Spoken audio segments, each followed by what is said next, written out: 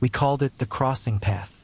It sounded mystical at first, almost magical, but after hearing our parents and the elders talk about it so much, we started calling it the test, just to separate ourselves from their enthusiasm.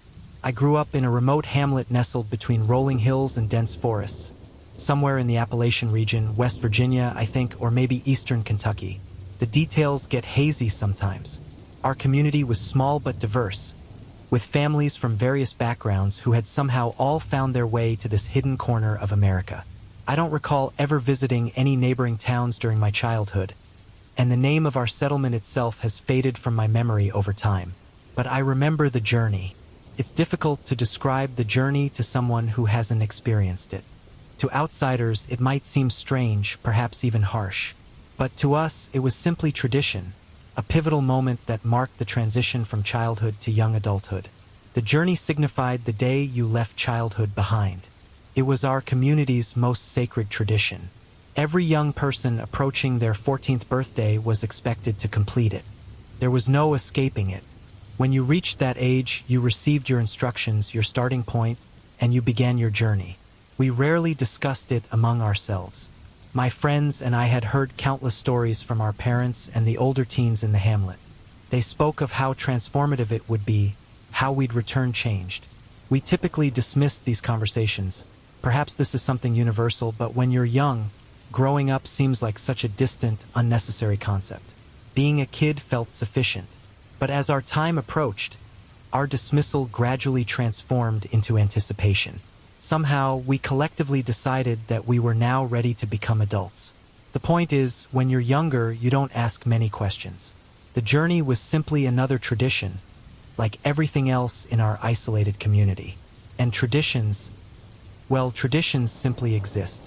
When my turn came, the elders decided that, for the first time ever, all the 14-year-olds in the hamlet would go together. A shared experience. Perhaps they intended it as a bonding exercise. Maybe they thought it would make the journey less daunting. But looking back, I don't think it worked out that way. In fact, I believe it made everything much worse. Our group consisted of 5 teenagers, our hamlet was quite small, and we were all close friends. We were the only young people in the community within the same age range, so the arrangement made sense. There was me, Tyler, Nathan, Marcus, and Alex. We departed the day after Alex's birthday, as he was the last in our group to turn 14. Despite how we had once mocked our parents' constant reminders about the journey, we were genuinely excited. We were eager to grow up, to become adults, to realize our potential. Despite my excitement, nervousness lingered beneath the surface, though I kept it hidden. Showing fear would be a poor start to adulthood. My mother had offered a brief warning, but not in a frightening way, more with quiet seriousness. "It's just a journey, honey," she said when I asked about her experience. "It might feel strange, but that's just part of growing up." We gathered at dusk at the edge of the community garden, where the hamlet's boundary meets the winding rural road. The sun hung low, casting long shadows across the landscape, and there was an unsettling chill in the air. An unusual silence had fallen over the hamlet, as if everyone was collectively holding their breath. The older teenagers who had already completed their journeys watched from porches, their expressions unreadable. Alex's mother was the one who sent us on our way. "Time to head out, children. Make the most of this experience. You're about to become young adults," she declared passionately. "You have the starting directions, and that's all you'll need. You'll return when you're ready." She stepped aside as we exchanged final words with our families. "Are you prepared?" my mother asked with an encouraging smile. I nodded confidently, believing I was. I gazed down the road stretching before us, the same country road we'd seen countless times. There was nothing remarkable about it, nothing intimidating, just a road with tall grass flanking either side. A few cottages dotted the path leading away from the hamlet, widely spaced like everything else in our community. I couldn't imagine what challenges could possibly arise on such a familiar route. My mother gave my shoulder a firm, reassuring squeeze before rejoining the other adults. "You'll be fine," she said, and that was all. And so we began. Initially, I felt nothing unusual. The road was exactly as it had always been. The cottages, the meadows extending alongside us. Everything was familiar. It was just a journey, exactly as my mother had said. Tyler and I were joking around. Alex was already playfully shoving Nathan, and Marcus walked alongside us, lost in his own thoughts as usual. Felt like any other time we spent together. About an hour later, the sun had nearly disappeared. The sky remained clear, however, so visibility wasn't a problem. Around this time, our typical joking and horsing around ceased. Instead, for the first time, genuine excitement washed over us. We were going to be adults after completing this journey. We cheered, laughed, clapped each other on the back. I can't recall ever experiencing such exhilaration or camaraderie. The road we traveled was unremarkable. Nothing stood out about it. We passed several cottages, some directly beside the road and others visible in the distance. A few barns scattered here and there, and fields that seemed endless. But eventually, something about the road itself began to feel wrong. I noticed it first at a section where the road stretched straight ahead for a considerable distance without any curves. The road appeared to be gradually narrowing as it extended forward, the edges converging inward, yet as we continued walking, it never actually became narrower as it should have. When I pointed this out, Tyler agreed that it didn't make sense, but the others thought we were imagining things and didn't see it at all. I couldn't understand. You have to believe me when I say that by this point, it was blatantly obvious that the dimensions of the road defied all logic. I even crouched down to examine both sides, confirming my suspicion, but the other three boys simply shrugged it off and told us to stop being weird. The thing is, Tyler had a look on his face by then suggesting that perhaps he wasn't so certain himself. Tyler was my closest friend in the group and typically sided with me whenever disagreements arose. In hindsight, I wonder if he was just supporting me out of habit, while secretly thinking I was losing my mind. I'm not sure which possibility I prefer, that, or the alternative that the road had somehow broken free from the laws of geometry. I decided to move past it and try my best to ignore this bizarre phenomenon. Despite how it nagged at me, things quickly returned to normal between us as we resumed our excited predictions about adulthood. The road was no longer familiar to us at all. We'd navigated numerous bends and turns by this point, although strangely, we hadn't encountered a single fork in the road. We'd been walking for what felt like hours, and honestly, I was beginning to wonder when we'd reach the point at which we would be ready to return. The others were so focused on the journey and their anticipation of becoming adults, though, that I thought it better not to ask, so I kept my concerns to myself and concentrated on walking. At one point, I noticed Marcus had grown quiet. Not in his usual contemplative way, he looked uneasy. The kind of expression someone gets when they sense something is wrong but can't identify what. He kept glancing over his shoulder, as if concerned about something behind us, but when I turned around, I saw nothing. Just the long stretch of road and trees. "You okay, Marcus?" I asked, trying to lighten the mood. Yeah, just, I don't know, man," he muttered, his voice tense. But before I could press him further, Tyler, being Tyler, cracked a joke. "Did you hear those twigs snapping just now? Old Mr. Bennett is probably hiding somewhere watching us. He's always keeping an eye on the younger kids. Think he's still got that walking stick he's always threatening to use." That drew a laugh from Marcus, and momentarily, things seemed normal again, but the feeling didn't last. As we passed the first cottage we'd seen in quite some time, we noticed something strange. A figure standing by the mailbox, just off the road. I squinted. It was a child. He appeared to be quite young, perhaps 7 or 8.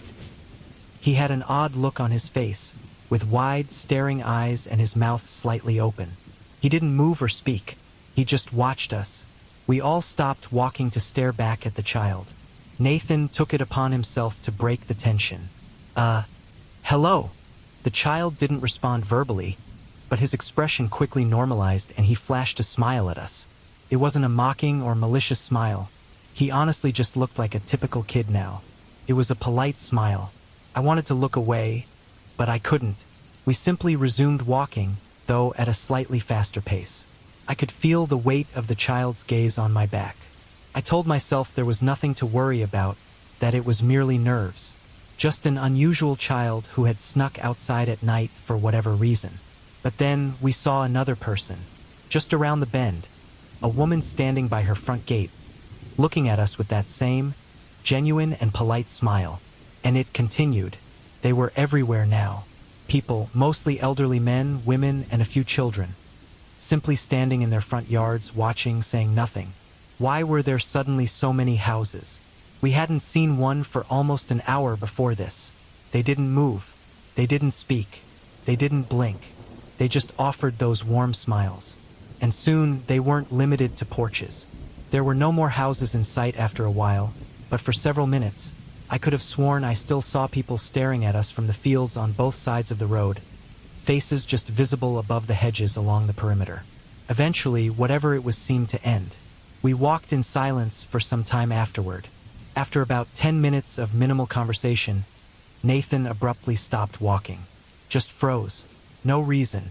No explanation. "Nathan," Tyler called, walking back a few steps. "What's wrong with you?" Nathan didn't answer. His eyes were wide, his face ashen. He was staring at something ahead of us, but there was nothing there, just empty road. After a long moment, he blinked and slowly shook his head. "It's nothing," he said, but something about his voice was off. He wasn't looking at any of us anymore. His gaze was distant, as if he was seeing something entirely different. Alex stepped forward. "Hey, come on, Nathan. Let's keep moving." Nathan didn't respond. After that, we all seemed to realize simultaneously that something was deeply wrong. I was overcome with the pressing sensation that I was in serious danger. The air felt thick and heavy, like air that had been trapped in an abandoned building for too long, and it smelled and tasted like an approaching thunderstorm. Electric. "You guys feel that?" Marcus asked, his voice unsteady. I nodded, but I couldn't explain it. Something was changing. Something was shifting. We weren't just walking anymore. We were being watched, followed, toyed with. I was certain of it. More certain than I've ever been of anything.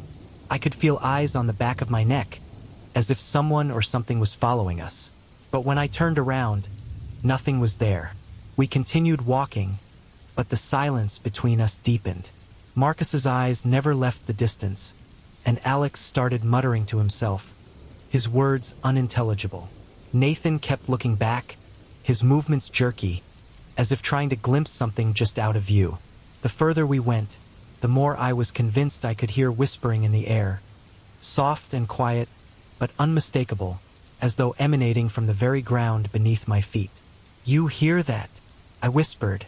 Tyler shook his head. "It's just the wind. It's nothing." But I could see it in his eyes. He didn't believe it. None of us did. We walked on for what felt like days. The road twisted and curved in ways a country road shouldn't, as if it was changing, actively reshaping itself. I remember taking 3 sharp U-turns in succession, seemingly passing the exact same dilapidated shed at each curve. The buildings we passed looked different, too. Their windows were dark, and some appeared to be decaying. I don't just mean they looked old and abandoned. They looked as if every material they'd been constructed from was decomposing. The wood of the barns was warped, the paint peeling, the lawns beyond overgrown. It was as if the entire world was slowly disintegrating around us, as if the road was all that remained of reality. At one point, I distinctly remember feeling someone breathing right behind my neck, hot and damp, as if they were stooped directly behind me. I cried out in fear and fell to the ground, spinning to look behind myself, but what I saw confused me. I was facing the rest of the boys, their expressions caught between fear and concern. What? Had I somehow been walking backward for some time without realizing it? Why hadn't anyone mentioned it? "Hey, it's okay, we're here. I'm here." Tyler knelt down to help me up, his voice reassuring despite the shock I must have given him. I was hyperventilating. "Let's go." He stood and extended his hand, inviting me to do the same. I grasped it firmly and pulled myself up. For reasons I can't explain, I remember wishing I could have held Tyler's hand longer. Another hour or so passed, and the air was heavy with tension. Alex was staring at his shoes, his hands clenched at his sides. Nathan was breathing in short bursts, and Marcus had started to lag even further behind, his eyes vacant. I felt it too, even if I wasn't fully aware of it. The madness creeping in, the pressure building behind my eyes. Then, the first real conflict erupted.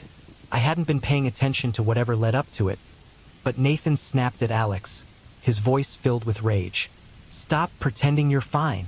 You're not fine. None of us are fine. Something's wrong, damn it." Alex's face flushed with anger. "I'm not the one acting strange. You're the one who's—" But Nathan interrupted him. "I'm fine. I'm fine, you're the one." He broke off, his eyes wild.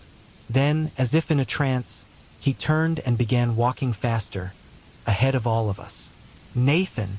Marcus called, but Nathan didn't stop. His hands were trembling now, and his breath came in short, ragged gasps, interspersed with sudden outbursts of shouting that came and went. We watched him go, but none of us moved. There was something wrong with him, something profoundly unnatural about his gait. His body jerked with each step, as if he was struggling to free himself from some invisible restraint. "Nathan, stop!" Tyler shouted, but the words seemed not to reach him. He moved farther and farther away, disappearing into the horizon. We stood there for a while, uncertain what to do. Eventually, we wordlessly agreed that we had to keep walking. There was no alternative. As we continued, the air transformed from thick and oppressive to suddenly crisp, the kind of cold that made your breath visible. It happened so instantaneously that we exchanged glances before pressing on. There was no point in questioning or even discussing things anymore. Just as I'd started to adjust to the now frigid temperature, the wind intensified. It was mild at first, but soon howled and made progress difficult, pushing forcefully against us. Being quite thin in my youth, I struggled especially. Soon after, the road became flanked on both sides by dense forest. The lengthy branches seemed to reach down toward us, twisting and coiling around themselves. There was something unsettling about them, too. Despite how far some of their branches and twigs extended outward, they didn't sway in the increasingly powerful wind, not even slightly. I could have sworn there was something animate about them, as if they were beckoning us forward, though toward what exactly, I couldn't tell. Then the wind ceased and the air felt thick and muggy again. It happened as suddenly as the first change. We exchanged another look of bewildered terror and continued walking.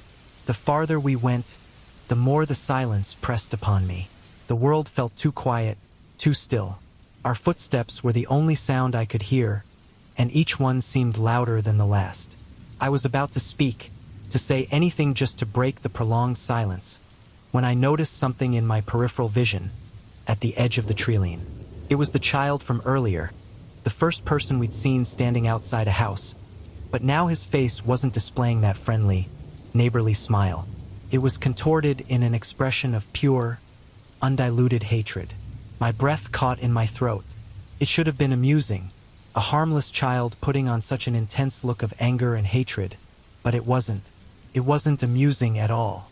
Again, I stumbled backward and cried out in fear, shouting incoherently and pointing at the spot in the forest for the others to see the cause of my terror. My voice caught and I desperately retreated to be closer to the group, eyes nearly shut.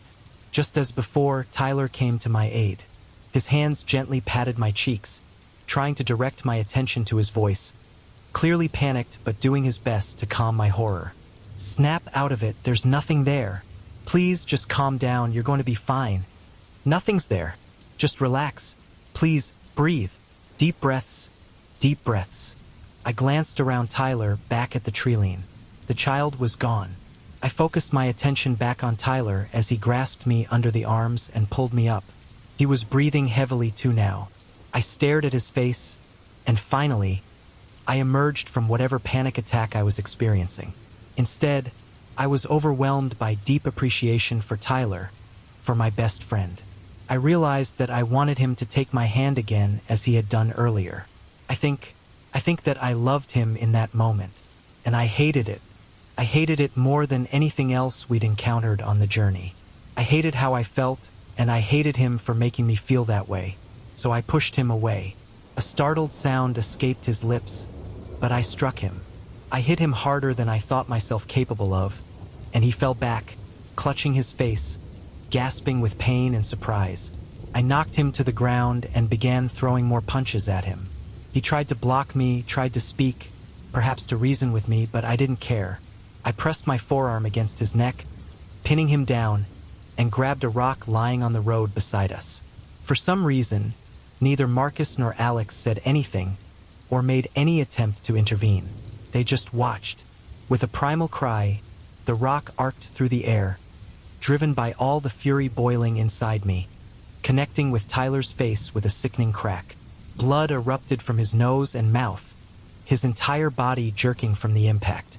He gasped, struggled to breathe, but I raised the rock once more, bringing it down with all the madness within me. The blow shattered his cheekbone, the rock sinking into his flesh with a horrifying sound. Tyler tried to scream, but it emerged as a gurgling noise, blood flowing from his lips as his hand reached weakly toward me. But I was relentless. I struck him again and again, smashing the rock into his skull with a terrible rhythm, reducing his face to an unrecognizable mess.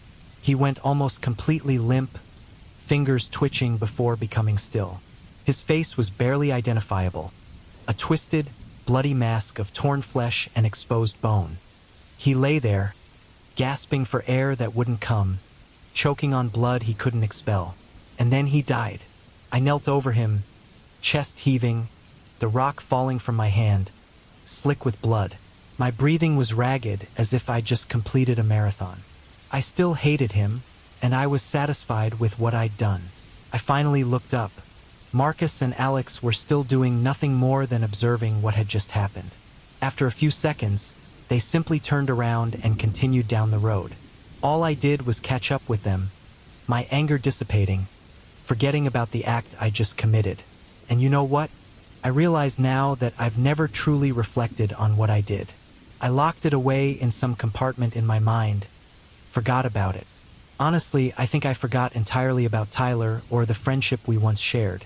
It all only returned to me now, as I've been writing this account. It's as if he never existed. The three of us remaining walked in silence for about a minute before, one after another, Marcus and Alex began to fall behind. They glanced over their shoulders, eyes wide, shoulders tense, and then shuffled away into the woods, alone. I tried to call out to them, but they ignored me, vanishing like shadows, swallowed by the darkness that seemed to encroach from every direction. Soon I was walking alone. At first, I thought it was my imagination, but the quiet was overwhelming. The longer I walked, the more wrong everything felt. The trees seemed to lean in closer, and I felt eyes on my back, watching me from the deep shadows between the trunks. The road twisted and turned, looping in impossible directions, as if the forest around it was shifting, playing with me. I tried to retrace my steps, but it was as if the trees were observing me, moving to block my path. I tried to ignore my fear. I focused on the road, on reaching the end. But as I walked farther, it became increasingly difficult. I wanted to turn back, but I knew I couldn't. Not now. It was part of the journey. You don't turn back. The air was permeated with the smell of decay, and it began to feel as though the road was shifting beneath my feet. I tripped, falling onto the asphalt, my arms scraping against the rough surface. When I finally stopped, I lay there gasping for breath, the world spinning around me. When I managed to stand, I saw Alex. He stood ahead of me, eyes empty and distant. His face was pale, his mouth slack, as though he'd been wandering through that forest for days without rest in the time since they'd left me. He seemed to be looking through me. He didn't move or even blink. I tried to get his attention. Alex, come on. Please talk to me. What's happening? You're scaring me. Please. He appeared to come to his senses at that, and looked at me. He sighed softly. There's nothing to be afraid of. Just do what we've all been doing. We're becoming adults, remember? Adults aren't afraid of things like this. You're going to be fine, just keep walking. And don't look behind you. They don't like when you do that. I wanted to scream, but my voice wouldn't emerge. I took a step forward. Alex didn't react. I took another step. I heeded his advice, though. I didn't look behind me. He never rejoined me, and I wasn't about to risk a glance back to check if he was even still there. I saw Marcus soon after. I saw his silhouette approaching from the opposite end of the road, walking toward me, and as soon as he was close enough that I could identify him as Marcus, his face contorted in primal fear. His eyes bulged, his mouth open in a silent scream. He was standing in the middle of the road, but when I reached for him, he shrieked, "Don't hurt me! Please, don't hurt me! Please, I don't want to die. I want to stay young. Please, don't hurt me anymore." I was speechless, and before I could find the words to calm him down, he rushed past me, heading in the direction I'd come from. He screamed the entire way. In fact, I don't know how far he went, but I continued to hear his intermittent screams for at least the next 10 minutes. They sounded agonized. I stumbled forward, heart racing. Sweat trickled down my forehead. My legs were trembling, but I couldn't stop walking. I realized that Tyler was walking beside me. I didn't really react to that, just continued to walk alongside him. His face was the same disfigured mass of ruined skin and bone. I could barely distinguish the individual features of a human face. His face resembled the anatomical equivalent of abstract expressionist art. He paused after a few minutes and turned to offer his hand to me. I didn't take it. "I think I'm ready now. Goodbye." "Goodbye," I replied. Then he turned forward again and walked away down a fork in the road, the first we'd encountered on the journey. I blinked and the fork was gone, Tyler gone with it. The air felt thicker than ever before, so thick it was almost suffocating me. I steeled myself and continued down the road's remaining path. As I rounded the curve, I stared down the road at the figure waiting for me. It was me, an exact duplicate, like looking into a mirror. No expression, no movement, just stillness. My heart pounded in my chest. I froze, uncertain what to do. "You're almost there," he said, his voice flat, emotionless, but unmistakably mine. The words sent chills down my spine, but before I could react, he spoke again, his voice slightly louder, more urgent. "You're almost there. Almost you." I couldn't move.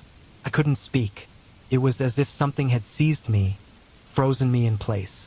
I wanted to run. I wanted to scream, but something told me that wasn't permitted. "Not now." He smiled politely. "You're almost me. Almost you," he repeated. "Just a little farther, and you'll understand." The road ahead began to blur. My thoughts swirled, tangled, as if I was trapped in a dream. I raced forward, desperate to complete the journey. The people were still watching me, I realized. Or had they been all along? They were everywhere now, the figures from the houses, from the mailboxes, standing just off the sides of the road, smiling kindly. They were waiting, and I understood then, with sickening clarity, that I wasn't walking toward the end of the road. I was walking toward something else, something I couldn't see, but could feel, something that had been waiting for me my entire life.